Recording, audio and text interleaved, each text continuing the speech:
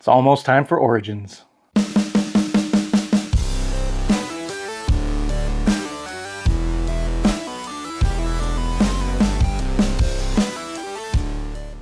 What's up, Brew Crew? Welcome back to Beer City Board Games. I'm Clay, and we are coming up on my favorite time of year.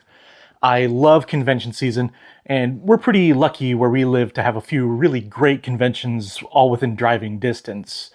And in just a few weeks, we'll be heading out to our first big convention of the year, the Origins Game Fair in Columbus, Ohio.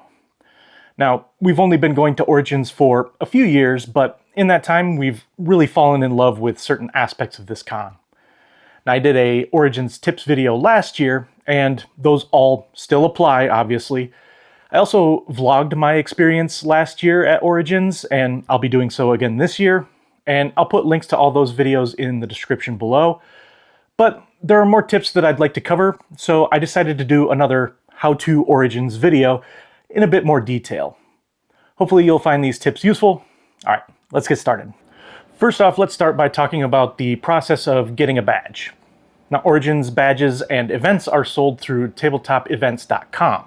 So aside from the Origins website itself, this will probably be one of your first stops when you decide to attend. Now, if you don't have a Tabletop Events profile, you'll need to create one, but this process is pretty simple, and honestly, I know a lot of conventions that use this website, so you'll probably end up making one at some point anyway. Now, once you're logged in, you can take a look under Attend under the drop-down menu, and that's where you'll find the option to buy your badge for the show. Now, there are a few options. A full badge will get you access for all 5 days, which includes the game library and the vendor hall. There are also a couple of limited access badges, which will only give you access to the TCG or CCG events or the Tournament of Pieces competitive puzzle events and the vendor hall. So you won't be able to use the game library for those. Now, children under 12 can get a full 5-day badge for only $2, which is a great deal. And then there are all of the single-day badges that you can buy if you're just planning on attending for one day. Now, once you buy your badge, you'll want to stay right on the Tabletop Events website because this is also where you'll be selecting your event tickets. Now, Origins has a ton of events. Many of them are gaming related, but there are plenty that are not. And the odds are you can find something that will interest you. There are board game teaches, RPG sessions, LARPs, workshops where you can learn different crafts or skills, seminars if you're interested in learning about a specific topic. There are tournaments and entertainment events. So there are a couple of things that you'll want to pay attention to on this page. Obviously, you'll want to know when the event is taking place and where it's going to be held. You will also need to know how long the event should last. You're also going to want to take a look at the availability and make sure that there are spots left. Now, if an event says 8 out of 10, that means that the event is meant for 10 people and there are 8 spots available. An event that says 0 out of 10 is completely sold out. You can filter the event list so that it doesn't include sold out events or events that have already happened. The last thing to look for here is the little green button on the left-hand side that's usually going to say either get or buy. Get means that the event is free to attend. You just need a ticket to reserve your spot. Buy means that the event runner is charging a fee, usually pretty small. These are typically seen on larger events that take a lot of time and effort to run. And like I said, there are a lot of things to do besides gaming at Origins as well. There are special guests that will do meet and greets, cosplay contests, comedy shows, concerts, a film festival, miniatures painting, and True Dungeon, which, if you're not familiar with it, it's a simulated dungeon adventure that you'll go through as a group. I would recommend looking it up because it looks really cool. It's just always been a little bit expensive for my taste. Okay, so now you've purchased your badge and the event tickets. You're all packed up and ready to head to Columbus. You've definitely watched my other Origins tips video and packed your comfy shoes, your power bank, and water bottle. Don't worry, there are places to fill up in the convention center. Now, unlike Gen Con, Origins will not ship your badge to you.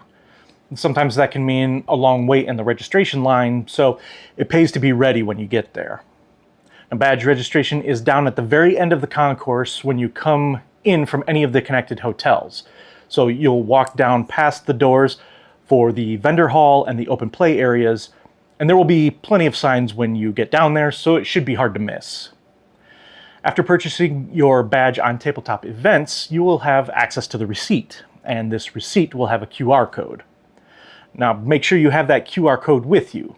Most folks just pull it up on their phone. If you have this QR code, you'll get into the scan and go line. Once you get up to the front of the registration line, you'll scan your QR code, and your badge will be printed out for you. Now, there will be separate lines for on-site registration as well, if you have not already bought your badge. So make sure you're getting in the right line. Also make sure that your badge holder and lanyard are grabbed, and before you leave the registration area, look for the booth where you can pick up your coupon book and the program guide. Now, the program guide isn't super necessary since pretty much everything is online, unless you want to keep it as a souvenir, but the coupon book can be nice to have. Got to get that Barley's pint glass. All right, now you're in. Make sure you have your badge on you at all times in the convention area, and go game, go check out the vendor hall, go do all your events. If you're anything like me though, sometimes you might need a break. I love being around people, but it does sap a lot of my energy. Now, Origins does have a quiet room that is available if you need a spot just to chill out for a bit. It's got some couches and places to charge your phone. There are some tables there for what they call low volume gaming, which seems like an odd decision to me. Personally, I think there's plenty of open gaming space, so I'd rather the quiet room not allow gaming in it, but whatever. When it's time to take a break from gaming to go grab a bite to eat or something to drink, there are a ton of great options nearby.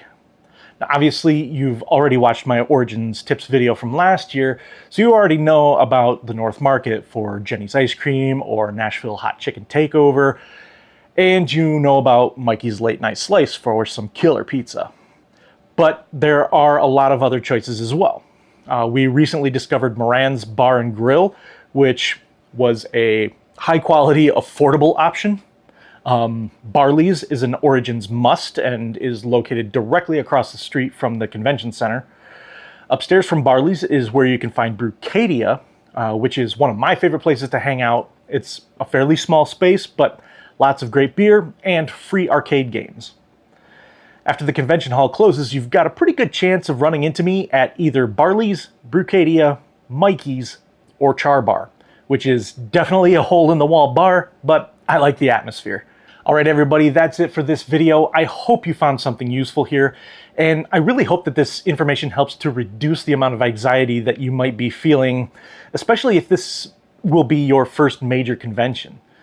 For all you Origins veterans out there, let us know what other tips you might have. Like I said, we've only been going there for a few years, so I'm sure there's plenty that I still need to learn about as well. Also, if you do see me in Columbus that week, please stop me and say hi. And until next time, let's get another round for the table.